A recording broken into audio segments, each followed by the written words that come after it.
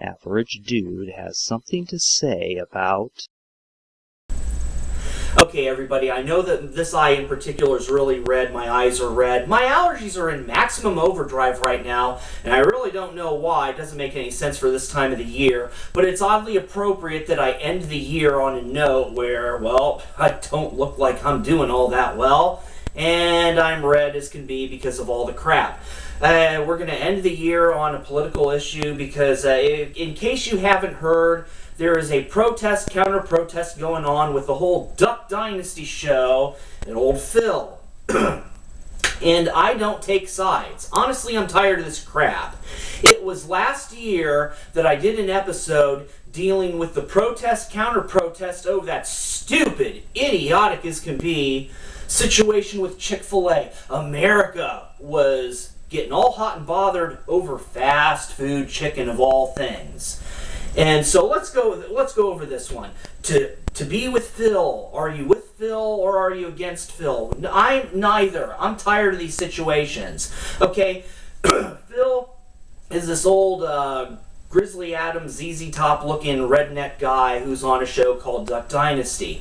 And he was being interviewed, and the interviewer basically set him up and gave him a question that was going to put him on hot water for ratings, and Phil answered, well, his honest opinion on the matter, and he got trounced. He got absolutely trounced. There was a backlash that has affected his career, and which has started this protest, counter-protest with Phil against Phil situation, and it shows just how easily divided Americans are and how foolishly easily, it's ridiculous.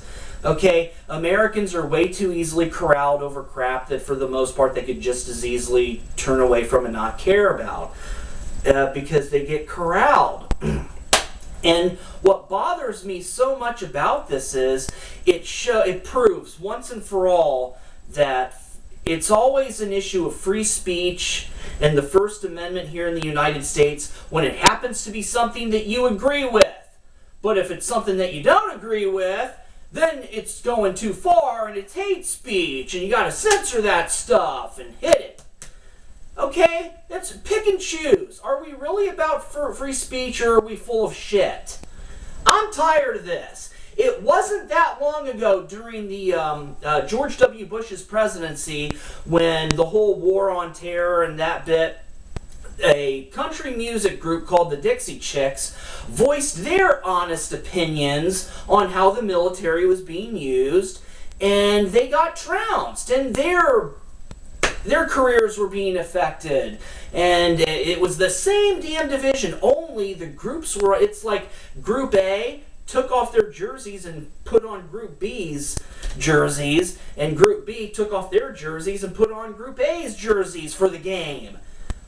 It's ridiculous. This is why I don't take this seriously, and I'm so tired of these extreme groups on each side.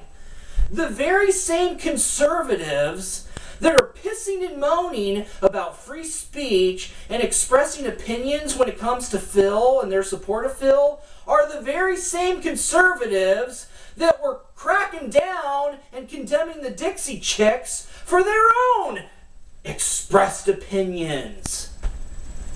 The very same liberals that are in favor of what the Dixie Chicks said and were supporting the Dixie Chicks and saying thank you for speaking out.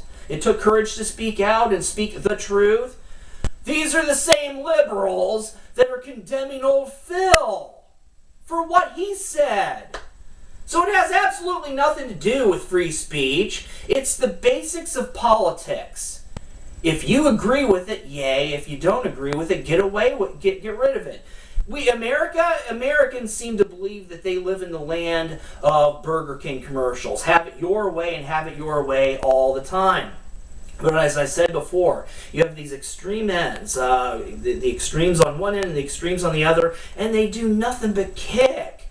They pick anything for a battleground. Last year it was fast food chicken of all idiotic things, and the rest of the world thought it was a joke.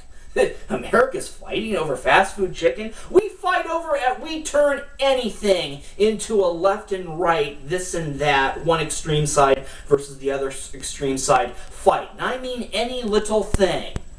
It just so happens to be Duck Dynasty right now. But you have the extreme conservatives and the extreme liberals kick. And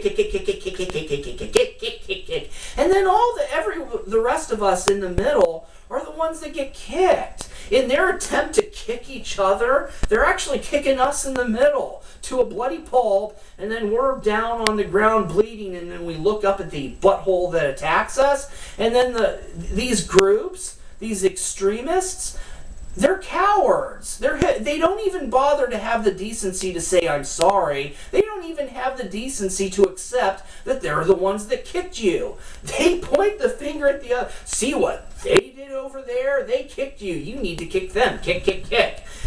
And they recruit. I'm so tired of this.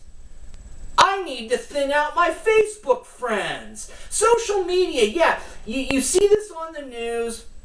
You're out in public, and all these places have TVs, and they're showing and you see it there, the whole Duck Dynasty bit. You get on the internet, and you see it, and yeah, your own friends are constantly throwing their bullcrap support for or against Phil. I don't care.